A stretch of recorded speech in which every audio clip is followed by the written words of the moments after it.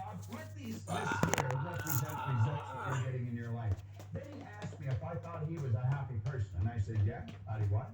He said, have you ever seen me sick? And I had to admit I hadn't. He said, have you ever seen me when I was broke? And again, I had to admit I hadn't. Well, he proceeded to tell me that he thought I was one of the most miserable people he had ever met. And you know, it was true. I was an unhappy human being. He said, you're always sick. Now, I didn't have a terminal illness, but I always had a headache or a cold or a backache or something. And he pointed at the area of money. He said, you're always broke.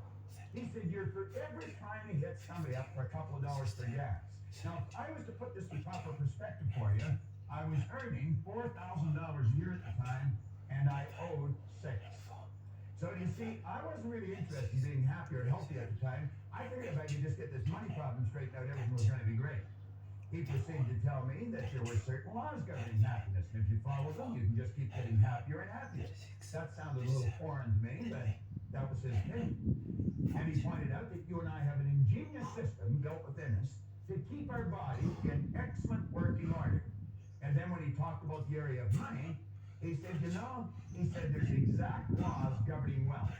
And he pointed out, he said, this stuff cannot talk, but it can hear. And he said, if you call it, it'll come.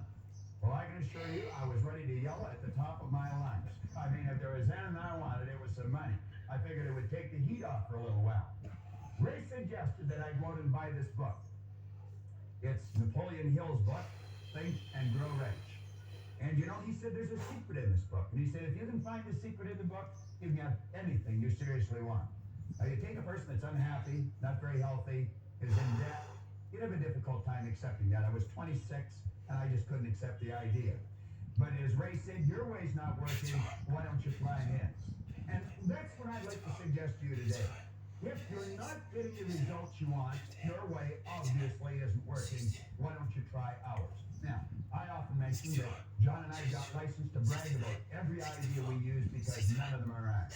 We don't claim that we've originated these ideas. In fact, we openly admit we haven't.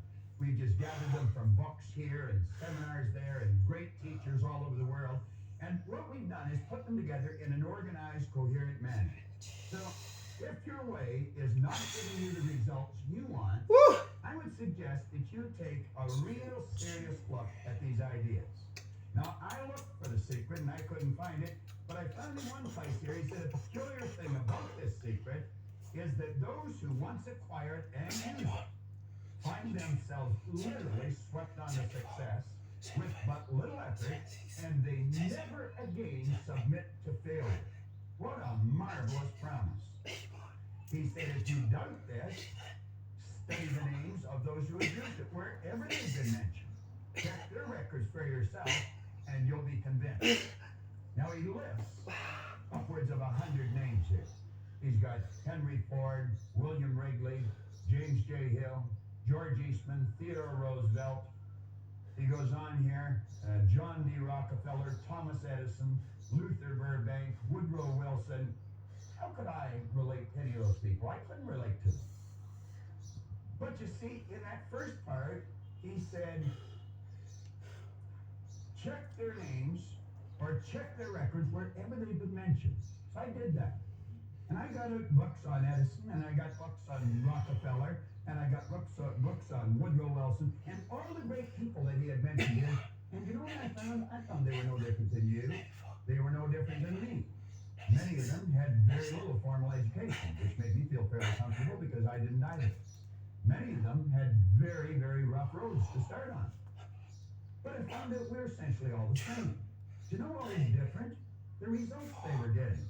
And as I studied on here further, in his chapter on persistence, and he mentions that persistence to the quality or to the character of the human being is like what carbon is to steel. He said the only thing that he could find in Edison or Ford that he never found in everyone else was persistence.